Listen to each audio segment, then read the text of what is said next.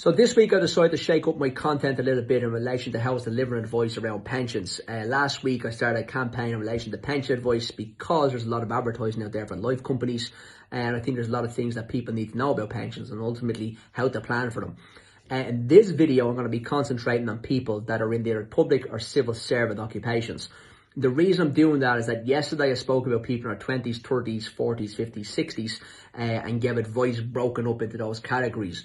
I think it's important to do a single video for those people that may be in the public or civil servant occupations. As I said, the real reason for this is that I have a real kind of, I suppose, chip on my shoulder when it comes to AVCs.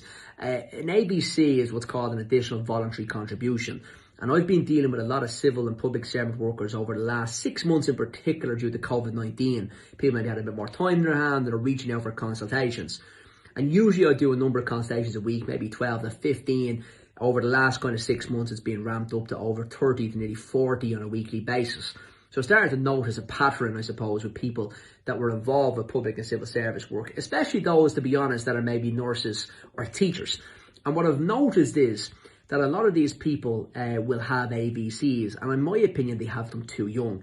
Now, too young, what I mean by too young is that they have them too young without having anything else set up.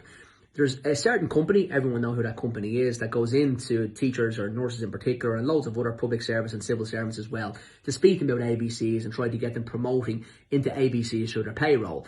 Now, there's nothing wrong with AVCs per se, but I think it's later on in life when people really need them rather than early in life. And I'll give you an example.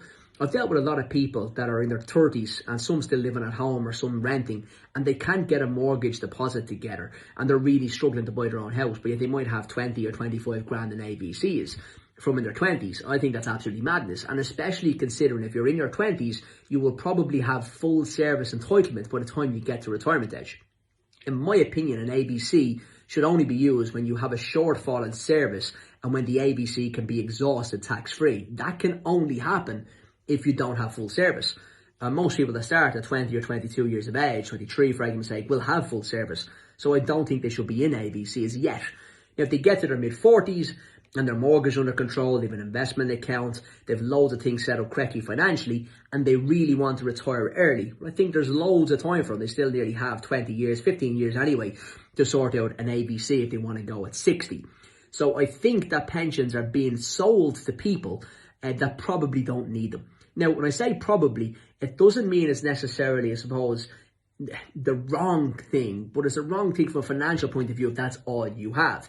So what I would like to see is those people that are in AVCs or in the public service or civil service occupations, and if they're taking retirement serious or are really worried about retirement, well, in my opinion, they should be coming to someone like me and booking in for a financial planning consultation with myself and my team to have a chat around what your overall financial situation is now and what it looks like between now and 65 years of age.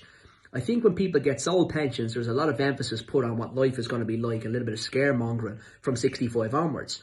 If you're a public or civil servant, you're going to have a really, really good pension that's guaranteed by the government. And that's much higher than a private sector will have when they get to normal retirement age if you're in those age brackets at 68 years of age. So I think you've already got a big tick the box on pensions that you really need to consider all other aspects. As in, have you got your mortgage sorted? Have you got a low mortgage? Have you got an investment account? Most of the clients that I meet, I want to try and get them to have 100 or 150 grand in an investment account by the time they get to 50 or 55, rather than having all the money locked up in pensions that they can't touch. And if it means be from 50 or 55 years of age, you can always dump money into the pension plan over a few year period if they feel there's a gap in their pension. But I think people are too young to identify that. And I think the calculations that are provided by some advisors out there are, quite frankly, not really that relevant because you don't know what's going to happen in your life between now and age 65. The other thing I have about people going into pension, I said this for people already in 20s, so I'm not just having, I suppose, a go at AVCs or people that are public or civil servants. The other thing I feel about pension plans is that people are not just getting all-round advice, they're just getting one product sold to them. And you do need to sit down with somebody, in my professional opinion, and look at your overall situation. In my firm, we use really good cash flow planning tool called CashCalc. We look at exactly what you have now financially, we identify it, and we project that right the way through your whole financial life. And we can tell you where your shortcomings are going to be, and we can plan for them. It might be a case that you need an AVC, but you might need to fund it now. You might need to start funding, like I said, at 40 or 45 years of age. It might be a thing where you want to get a mortgage. Most people do. And therefore, you should have an investment account. Another thing to consider when we look at a financial plan is that a lot of things happen in your life between your 20s, 30s, 40s and by the time you get to 65. There's a lot of living and there's a lot of times to have that are going to be good between now and then. Most people I find have a stress point in between 33 to maybe 42, 43 years of age. From 43 years onwards, their financial life tends to get better and they start to plan a little bit better as well. So what I think you should have is an investment account, because an investment account will help you fuel your financial life from your 20s, 30s, or even 40s right up to age 65. If you've been following my content for some time, everything you do with finance is all about balance. So it's not about having, I don't think there's any point in just focusing on pensionable kind of financial planning that maybe happens in 20 or 30 or even 40 years in some instances. I think you have to look at now first and plan for that, but also have a plan in place for something to happen pension-wise further down the line. This video, I said earlier on, I think in one of my videos I did for 20s, it's a bit sweeping comments to talk about everybody from AVC and say nobody needs them. When it comes to finance, not everything is the one size fits all. I've never met two clients the same. I've dealt with thousands of clients over my careers and every single one has been different. So what I would encourage you to do is to take ownership of your overall financial situation. Book in for the consultation. The consultation is €250. In my opinion, it's a great investment in yourself and your future to know where you sit financially and to be able to talk to someone professionally about all the financial hurdles you're going across along your life between now and retirement age.